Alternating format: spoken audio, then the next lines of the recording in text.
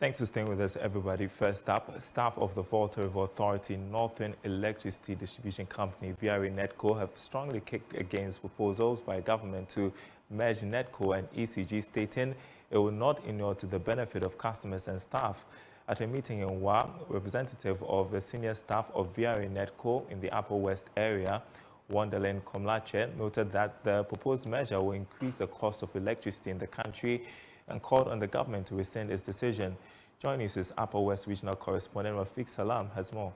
The staff, wearing red hand and headbands, rejected a proposed bill to merge the Northern Electricity Distribution Company, NEDCo, with the Electricity Company of Ghana, stating that it will not inure to the benefit of the former. At a meeting to brief staff of the company on the proposed merger, Union Chairman of the Upper West Regions area of VRA and NEDCo, Rashid Dodo, laid bare what is contained on the proposed bill.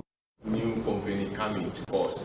It means we are all employees of the new company now. So what happens to us? What's our fate? There's nothing like MOU, nothing for us to understand whether your number of years served is still continuing with the new company or you are starting afresh. There's nothing. We don't know our fate. Are we starting with a new company? The retirees we have, that VRA is taking care of now. Are they going to be part of the new company? Or you come with your VRA information to the new company and they will tell you VRA doesn't exist or NEDCo doesn't exist. Our management is telling us no engagement in the staff group, major stakeholders, there isn't any engagement. So where would we put all these things? Representative of the Senior Staff Association of the VRA and NEDCo, Wonderland Komlache, opined that the merger is not a solution to the power distribution challenges in the country. EURC report suggests that ECG is at the verge of imminent bankruptcy. So a company that is almost at the verge of bankruptcy, how do you make that company to another distribution company? What do they intend to achieve? The current thermal sales to ECG from VRA thermal is 19 Ghana cedis per kilowatt hour, while the private persons or the IPPs are selling 40 Ghana cedis per kilowatt hour. So compare the two.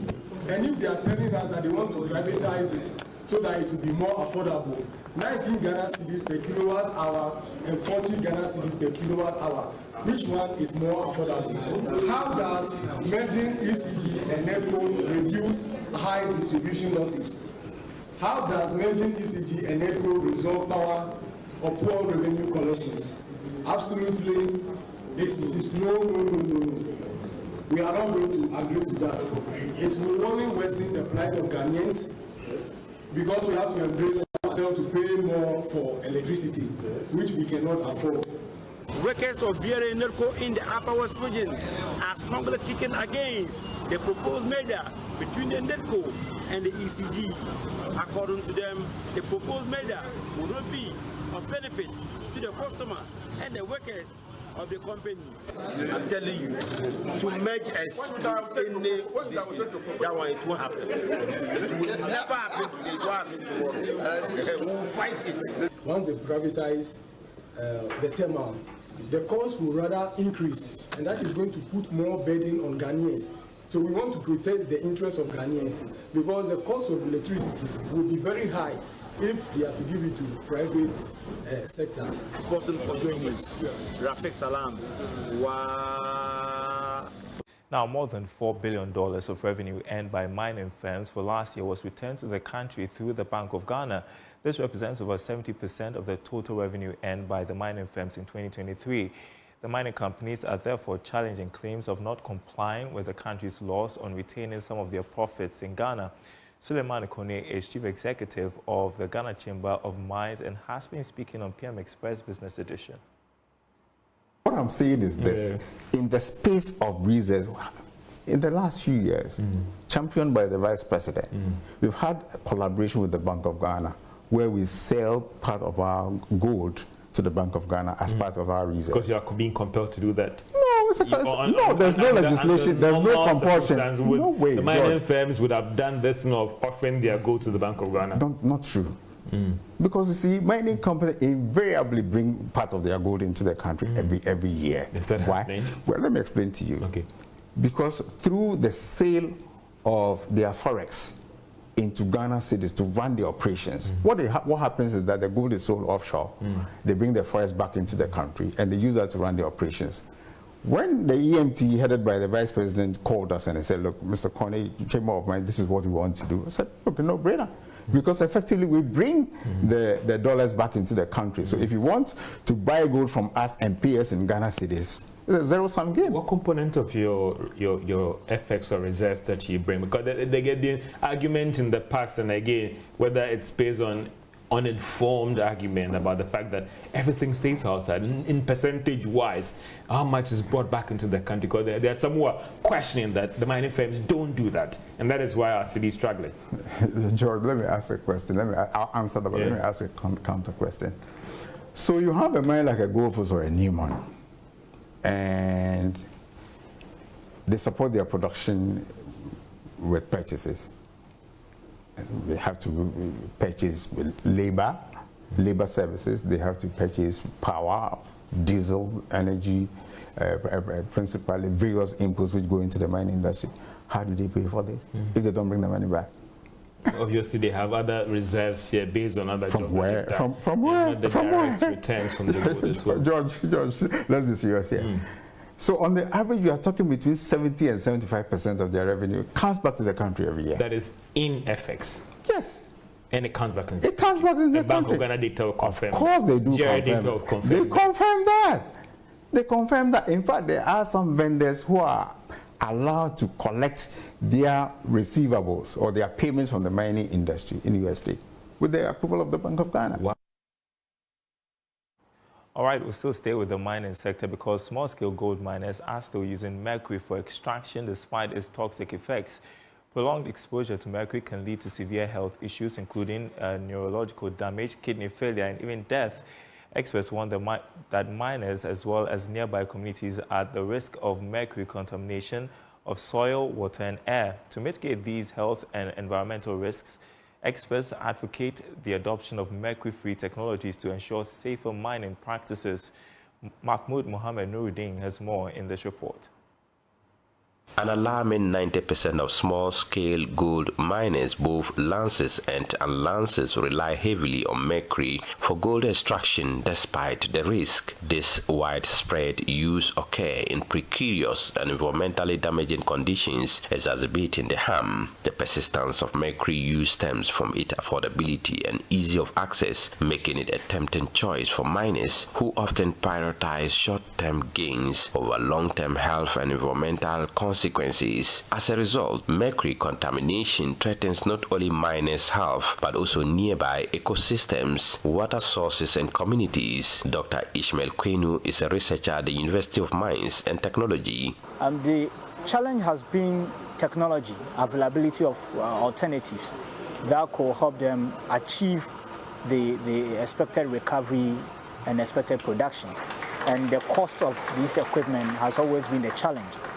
But we have explained to them that it's not only about the technology we are pushing, but a shift in their mindset that in the absence of even sophisticated technology, can we find a way, in our own conventional way, of reducing or minimizing the usage of mercury? Because in those days when our forefathers were not using mercury, they were still mining. So can we adopt some of the traditional ways of recovering gold? And that these are some of the messages we are pushing across, that with or without these technologies, there could still be a way to reduce the mercury usage and completely eliminate mercury in the system. The Environmental Protection Agency, through the Planet Gold Initiative, has launched an outreach program to educate small-scale gold miners about the importance of reducing or eliminating mercury use in gold extraction processes. The effort aims to promote safer, more sustainable mining practices and mitigate the harmful environmental and health impacts associated with mercury use. Abbas Daoud is the Konongo area head of Environmental Protection Agency. The project is trying to help to phase out the use of mercury so that it will be replaced with mercury-free technology, which they are now doing a presentation on, so that the miners will be introduced to mercury-free technology. So at the end of the day, and gradually, we will phase out the use of mercury. We know mercury is used for other purposes in the health sector and so many areas. And you have this Minamata protocol or convention that is helping to phase out mercury throughout the world. And if we don't learn this new technology, at the end of the day, when mercury is phased out, we will be found wanting. Because if we want to continue mining gold, what are we going to use? So there's a need for us to engage the miners, those who are actively involved in the mining, so that they get to know this new mercury-free technology. They will know at the end of the lectures that there are proper way of extracting gold without using harmful chemicals, and that's what necessitated this particular exercise, which is being organized by the EPA and then the Minerals Commission. And I'm happy that majority of the miners have also been there to listen to it, and I think that after this program, they will go and put whatever they are learning there into practice, and we'll all have a very good workshop. And I think that it will help, save the situations that we are seeing that is unpleasant. Miners recognize mercury risk but cite accessibility and affordability concerns as obstacles to adopting mercury-free technologies. Experts say raising awareness and providing easy access to mercury-free technology can help small-scale miners quit using mercury. A report by Mohamed Nuruddin.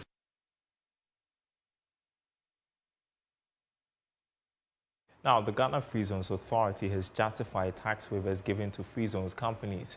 According to Deputy Chief Executive Kate Abiel, the move is imperative to create a competitive environment for the companies and further create jobs to support government's quest to reduce the unemployment rate.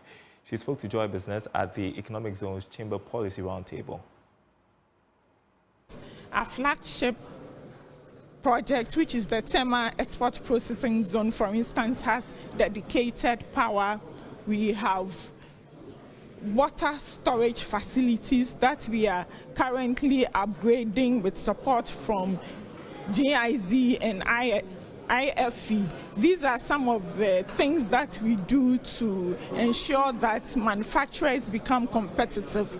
Most people complain about the tax waivers that free zone companies enjoy, but it is in the spirit of making them more competitive.